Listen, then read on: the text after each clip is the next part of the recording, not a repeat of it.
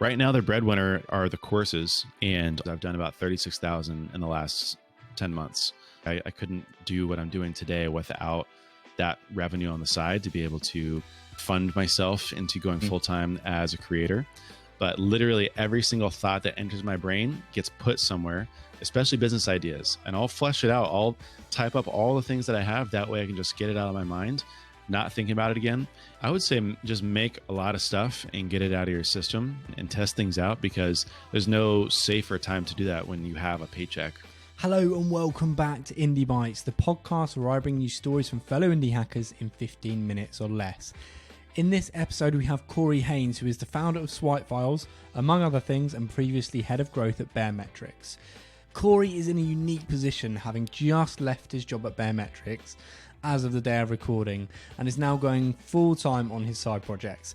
We talk about why he left his full-time job, how to build things and ship them quickly, why you should build something with a full-time job, and advice to founders looking to live the same indie hacker's dream. Before we get into it, I'd quickly like to thank Weekend Club for sponsoring Indie Bites. Weekend Club is a community I'm personally a part of, and it's made a huge impact on my progress as an indie hacker. If you'd ever struggled meeting other solo founders and staying accountable, then this is for you. Every Saturday we have deep working sessions to help you get your tasks done. If you join, I've got a limited promo code of 50% off your first month. Go to weekendclub.co and enter Indie Bites as your code. Corey, welcome to the podcast. How are you doing? Good. Thanks for having me. You've got a lot going on. Tell me a little bit more about your various side projects, where your main focus is right now. Yeah, so I don't know, maybe I just caught the entrepreneurial bug or have an itch to create stuff. But about 2 years ago, I started just making stuff on the side. I started with a newsletter, actually, that ended up shutting down later, but it was called the TLDR on SaaS marketing. And that was like my first entry point into creating something and sharing it online. And it's actually the reason why I created my Twitter account in the first place. And then, yeah, it's just been through a little bit of serendipity and connection between projects. I was talking with a Baremetrics customer, actually. He was like, hey, where do I find someone like you? Where would you post a job if you were hiring yourself? I was like, actually, I don't know. There isn't really like a job board for marketers. So I went out and built it. Later on, I was talking about different mental models and frameworks that I've found really helpful for my work at Baremetrics. Other people were asking for the Notion doc and, where to learn more about it. So I figured, why don't I just package this up into a course? Same thing with B2B SaaS marketing with what we've done at Baremetrics. I just figured, all right, I'll create this into a course too. And now Swipe Files, I would swipe something and I would write some notes, some bullet points about here's what I think is great about it. And then I noticed this is actually pretty useful, because there's a few sites out there like swipefile.com and Swipeworthy, or I think it's swiped.co, which are fantastic sources of inspiration, but you still have to do the work to figure out what you want to glean from it. So Swipe Files is my attempt to build a library of content where I will tell you and show you what it is you can take away from it, instead of having to deduce it from yourself. And now I've got a bunch of other things I'll do in the future, but yesterday went full-time as a creator on my own stuff. Yeah, tell me a little bit more about that. So previously you were head of growth at Baremetrics. How long were you there for, and what went into making the decision that now was the right time to leave? I was there for almost 2 years and had a fantastic time, experimented with a ton. We grew about 30%, which was great for a bootstrap company. I really changed a lot, and I was all over the place with trying to find different channels and breakthroughs. And really what we came to was that company wasn't at the right spot to really support a growth role with the budget and the engineering time that was needed to really push the ball forward. And so just decided to part ways. And I was already in the place that I wanted to go full time on my own stuff anyways. I think coincidentally, a little bit serendipitously, was perfect timing for me to start working on my own stuff full time and head on to this new chapter of my life.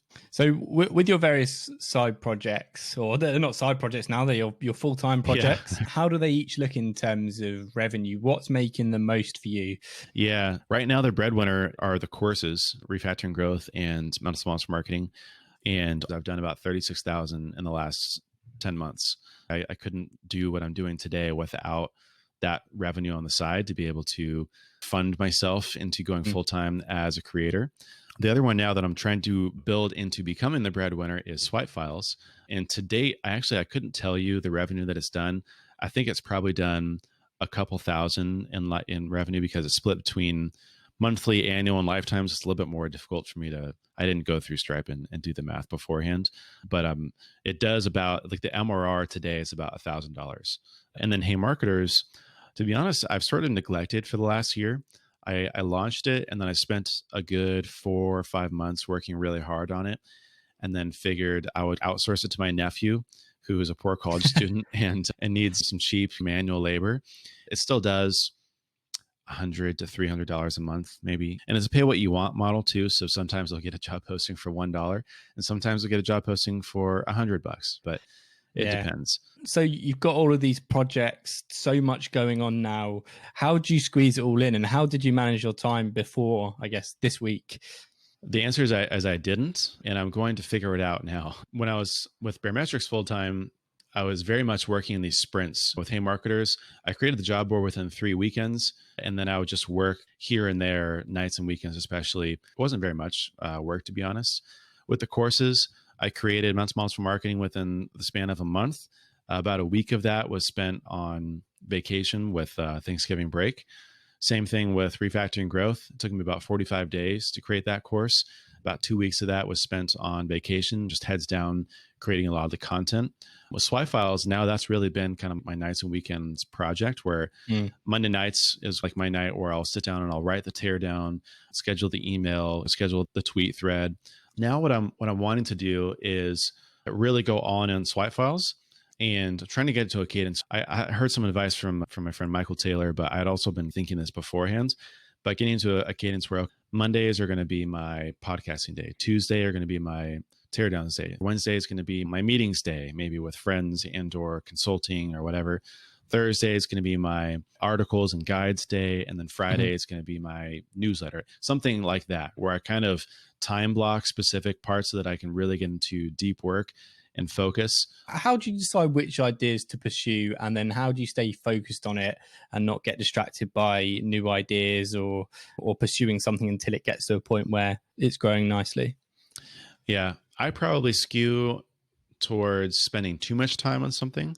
So that's something I'm trying to work against. Like, for example, when I was doing the newsletter, my very first project, I did it for a full year and it only got 200 subscribers and just didn't feel like it was going anywhere. I think that what's helped with the courses and with Swipe Files is that they're very much, you get the content work done once and then you can just market it afterwards. And so that's really helped me and my own weaknesses and my own personality, just being able to jump between projects. I was like, all right, created this one course. Now let's create another course. Now let's create a membership site. Like, they all just allowed me to be all over the place. But what's helped me, because I have a bazillion other ideas that I could pursue, and all of these came from that same kind of idea bucket. And what I found helps is just writing every single thing down. I used to use Evernote, then I used Notion. Now I use Roam, and I've poured everything over there and I've been using that for several months now. But literally every single thought that enters my brain gets put somewhere, especially business ideas. And I'll flesh it out. I'll type up all the things that I have. That way I can just get it out of my mind, not thinking about it again. And usually what I like to do is, if I think about it again over and over again, and it keeps coming up, and I keep revisiting it and I keep writing more ideas, then I know that there's something here. Yeah, I think what you're able to do as well is build things quite quickly. Yeah, I think speed is vastly underrated and underappreciated for aspiring entrepreneurs, indie hackers, anyone who's building something. The point is to create something quickly and fast and to get it out and get it in front of people. Each of the courses I did under 45 days. Swipe Files took me about 60 days, about 2 months to get from first breaking ground in Webflow to launching and feeling done with it. And that's really allowed me to, one, be able to do it and finish it, because the longer something goes on, the less likely you are to finish it. But two, be able to grow and see significant progress. Yeah. What's been your biggest struggle with building your various projects? Time. I think just lack of time, not wanting any of the time to bleed into time at Baremetrics and working full time at a job where I have an obligation. And so there was so many nights and weekends where I was just like half falling asleep, writing, creating something, trying to plan something.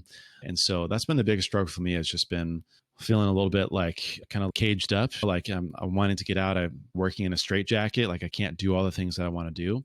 because I don't have the physical time. And I'd ask you what your advice is for indie hackers who are sort of in the position you were in before, working a full-time job, got various different projects on the go, and they want the dream of leaving their job and working full-time on their projects. What advice would you give to them? I would say just make a lot of stuff and get it out of your system and test things out, because there's no safer time to do that when you have a paycheck. I think the mistake that this isn't a knock on him, but I was just listening to the Drew Riley podcast with Cortland and on the Indie Hackers podcast. And he was talking about how he had an amazing job, saved out 250 grand, and then quit. And then basically has just been burning through his savings for the last 3 years because he was comfortable. And I was like, that's amazing. That's great. I'm glad he found something that worked for him, but you don't have to do it that way. If he had been experimenting while he was still at his job, and then he found something that worked or that was viable or that was promising, and then left his job, he would have had the savings to work on that thing full time, instead of doing the opposite of, let me burn through my savings to find something that works and then race against the clock to replace that income. So I would say experiment, get yourself in a good financial position. The more savings, the better, but also the more traction initially, the better as well. You need the cushion and the traction. So try to find as much of both of those as you can while you're still working full time.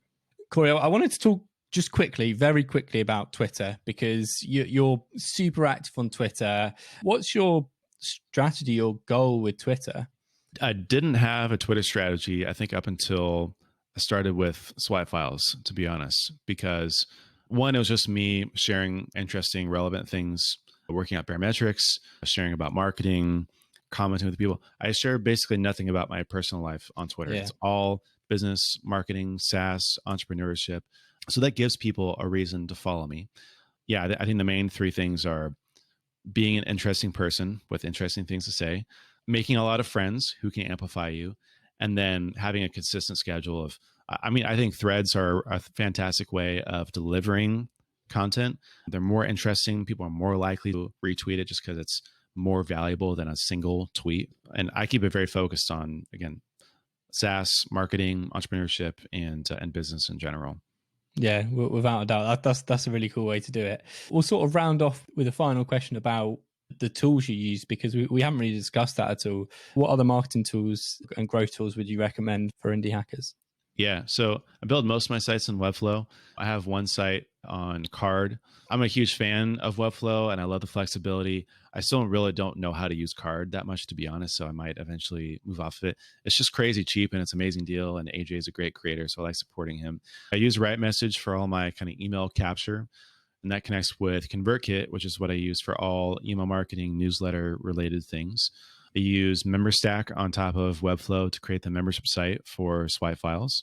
I've also been using SparkLoop for my newsletter referral program, which needs some tweaking and some massaging, but has also worked really. I've gotten a couple of big wins from it, which has already justified the cost for it, where the vast majority of people do not refer anyone, but a couple people do, and they bring in 50 subscribers each. And I'm like, all right, wow, this is, glad we had that in place. All right, then. Final quick fire questions. What's your favorite book, Corey? Oh, man. I'm looking at my book stack back here. I don't know if I have a favorite book. How about this? I'll give you my favorite books from the last 3 years. So I have like a favorite book of the year. 2018 for me was Atomic Habits. 2019 for me was Ultra Learning. 2020 for me has been a book called The Ruthless Elimination of Hurry by a guy named John Mark Comer. And it's just about essentially the way you're supposed to live life as a Christian. It's also about, religious, but I think it has a lot of really practical implications for kind of this culture of busyness in America that we've gotten ourselves into, and how to reverse that a bit. And you say you're a podcast binger. What's your favorite? Akimbo, Seth Godin. Which indie hacker do you admire / who should people follow? Oh, man. You know what? David Perel is, dude, the guy's just, I don't think people even understand what he's done with his Twitter following, where he's come from, his podcasts, his course. The guy is just a machine. He's super smart, but also his success already is amazing. I mean, you just look at the success of him and you can't ignore the guy does 1 million plus course sales a year. He has the podcast, he does the angel investing, many other things we probably don't even know about yet that he has his hands in. And it's just, sky's the limit for that guy. Very impressive. And then finally, what are you most excited for the future, both personally and business, or both? I'm really stoked to start working on a SaaS business, to be honest. It's a long journey, it's a long road, but that's my end goal. Absolutely. Corey, you've been an immense guest. We've recorded for 50 minutes and it's going to go all into a 15-minute podcast. Cool. Amazing, man. Yeah, thanks for having me. Thank you so much for listening to this episode of Indie Bites. I hope you feel inspired by listening to this conversation between me and Corey. If you did enjoy this episode, I'd love you to share the episode with just one indie hacker that will find it useful. It does help the podcast grow. As always, you'll find links for everything discussed in the episode in the show notes. That's all from me. Enjoy the rest of your day.